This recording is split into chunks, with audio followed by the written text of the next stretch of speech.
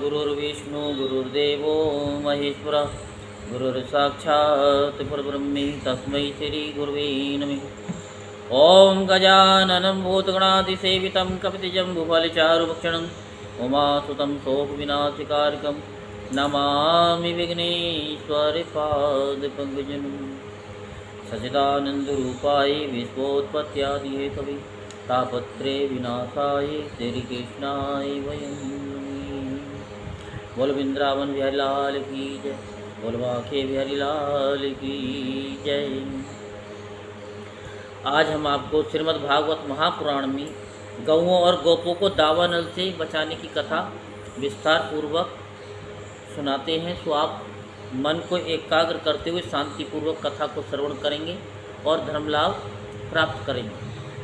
श्री सुखदेव जी कहते हैं, परीक्षित, उस समय जब ग्वाल वाल खेल कूद में लग गए थे, तब उनकी गौएं बेरोक टोक चरती हुई बहुत दूर चली गईं और हरी हरी घास के लोभ से एक गहन वन में घुस गईं।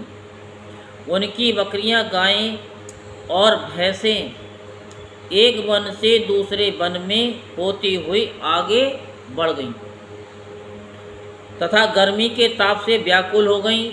वे बेसुध सी होकर अंत में डकराती हुई मुंचटावी सरकंडों के वन में घुस गईं। जब श्री कृष्ण बलराम आदि ग्वाल वालों ने देखा कि हमारे पशुओं का तो कहीं अता पता नहीं है, तब उन्हें अपने खेल कूद पर बड़ा पछतावा हुआ और वे बहुत कुछ खोजबीन करने पर भी अपनी गौओं का पता न लगा सके। गौएं ही तो ब्रजवासियों की जीविका का साधन थी। उनके न मिलने से वे अचेत से हो रहे थे। अब वे गौओं के खुर और दांतों से कटी हुई घास तथा पृथ्वी पर बने हुए खुरों के चिन्हों से उनका पता लगाते हुए आगे बढ़े। अंत में उन्होंने देखा कि उनकी गौएं मुंचटवी में रास्ता भूलकर डकरा रही हैं। उन्हें पाकर वे लौट आने की चेष्टा करने लगे। उस समय वे एकदम थक गए थे और उन्हें प्यास भी बड़े जोर से लगी हुई थी। इससे वे व्याकुल हो रहे थे। उनकी ये दशा देखकर भगवान श्री कृष्ण अपनी मेघ के समान गंभीर वाणी से नाम ले लेकर गौओं को पुकारने लगे। गौएं अपने नाम की ध्वनि सुनकर बहुत हर्षित हुई। वे भी उत्तर में हुंकार और रम्माने लगीं। परीक्षित, इस प्रकार भगवान उन गायों को पुकार ही रहे थे कि उस वन में सब और अकस्मात दावा अग्नि लग गई, जो वनवासी जीवों का काल ही होती है। साथ ही बड़े जोर की आंधी भी चलकर उस अग्नि के बढ़ने में सहायता देने लगी। इससे सब ओर फैली हुई वह प्रचंड अग्नि अपने भयंकर लपेटों से समस्त चराचर जीवों को भस्मासात करने लगी।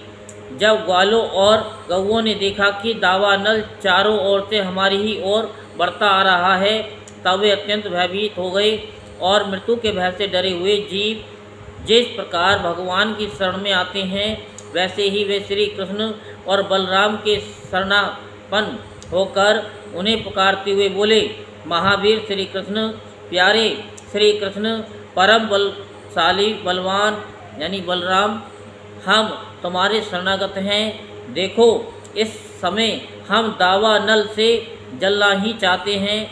तुम दोनों हमें इससे बचाओ। श्री कृष्ण, जिनके तुम ही भाई बंधु और सब कुछ हो, उन्हें तो किसी प्रकार का कष्ट नहीं होना चाहिए। सब धर्मों के ज्ञाता श्याम सुंदर, तुम ही हमारे एकमात्र रक्षक एवं स्वामी हो। हमें केवल तुम्हारा ही भरोसा है। श्री सुखदेव जी कहते हैं, अपने सखा ग्वाल वालों के ये दीनता से भरे वचन सुनकर भगवान श्री कृष्ण ने कहा, डरो मत, तुम अपनी आंखें बंद कर लो। भगवान की आज्ञा सुनकर उन ग्वाल वालों ने कहा, बहुत अच्छा, और अपनी आंखें मूंद लीं। तब योगेश्वर भगवान श्री कृष्ण ने उस भयंकर आग को अपने मुंह से पी लिया। भगवान श्री कृष्ण भक्तों के द्वारा अर्पित प्रेम भक्ति सुधा रस का पान करते हैं। अग्नि के मन में उसी का स्वाद लेने की लालसा हो गई, यानी लालसा हो आई किसके? अग्नि के। इसलिए उसके स्वयं ही मुख में प्रवेश किया। दूसरा कारण, विषा अग्नि, मुचांग अग्नि और दावा अग्नि तीनों का पान करके भगवान ने अपनी ताप नाश की शक्ति व्यक्त की। 3 ताप होते हैं तो उनको मिटाया। पहले रात्रि में अग्निपान किया था, दूसरी बार में भगवान अपने भक्तजनों का ताप हरने के लिए सदा तत्पर रहते हैं। पहली बार सबके सामने और दूसरी बार आंखें बंद करके श्री कृष्ण ने अग्निपान किया। इसका अभिप्राय यह है कि भगवान परोक्ष और अपरोक्ष, प्रकट अप्रकट दोनों ही प्रकार से भक्तजनों का हित करते हैं। इसलिए वो अग्नि को पी गए और इस प्रकार उन्हें उस घोर संकट से छुड़ा दिया। इसके बाद जब ग्वाल वालों ने अपनी अपनी आंखें खोल कर देखा, तब अपने को भांडरिक बट के पास पाया। इस प्रकार अपने आप को और गऊओं को दावानल से बचा देख वे ग्वालवाल बहुत ही विस्मित हुए। श्री कृष्ण की इस योग सिद्धि तथा योग माया के प्रभाव को एवं दावानल से अपनी रक्षा को देखकर उन्होंने यही समझा कि श्री कृष्ण कोई देवता है। परीक्षित सायंकाल होने पर बलराम के साथ भगवान श्री कृष्ण ने गौएं लौटाई और बंसी बजाते हुए उनके पीछे पीछे ब्रज की यात्रा की।